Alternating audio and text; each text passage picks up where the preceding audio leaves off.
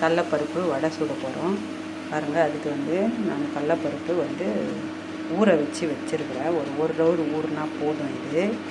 இது ஊறிட்டதுக்கப்புறம் நல்லா தண்ணியை வடிகட்டிட்டு தண்ணி இல்லாமல் அரைக்கணும். அதோடு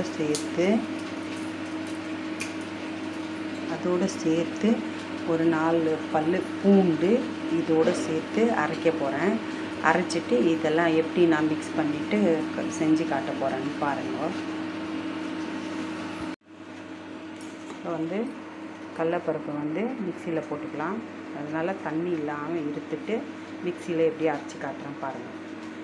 இப்போ வந்து அரைச்சின்னு வந்துட்டேன். இப்போ பாருங்கள், இந்த மாதிரி அரைச்சா போதும். இந்த மாதிரி குறைன்னு அரைச்சா போதும். ரொம்ப நைஸாக போட்டால் நல்லா இருக்காது வடை. அதனால் இந்த மாதிரி குறைன்னு அரைச்சிட்டு இதுக்கப்புறம் என்னென்ன மசாலா போடுறேன்னு காமிக்கிறேன்.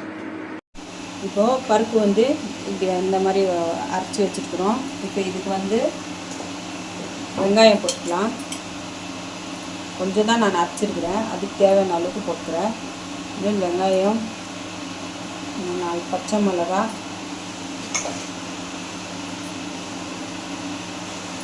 கொத்தமல்லி, இது வந்து புதினா,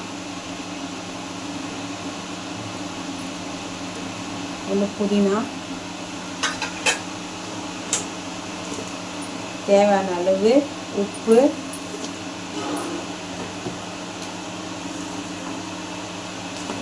கொஞ்சம் வந்து சோடாமா கொஞ்சம் போடணும், நிறைய போட வேணாம். ஏன்னா நிறைய போட்டால் எண்ணெய் ஜாஸ்தி இழுக்கும். அதனால் கொஞ்சமாக போட்டு எல்லாத்தையும் மிக்ஸ் பண்ணிக்கலாம்.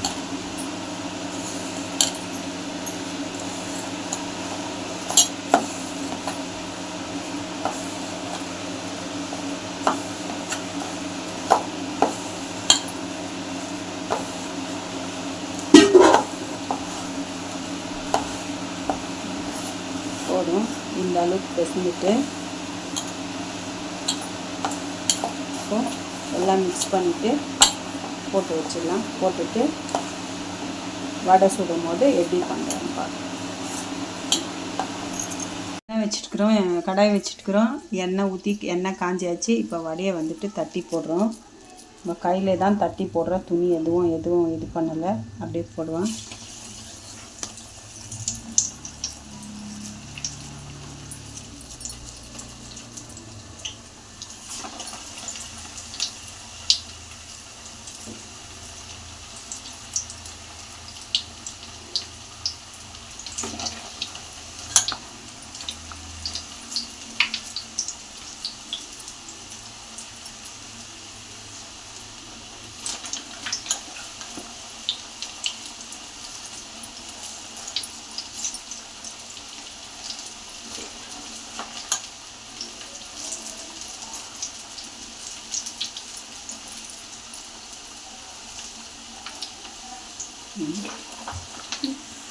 வந்து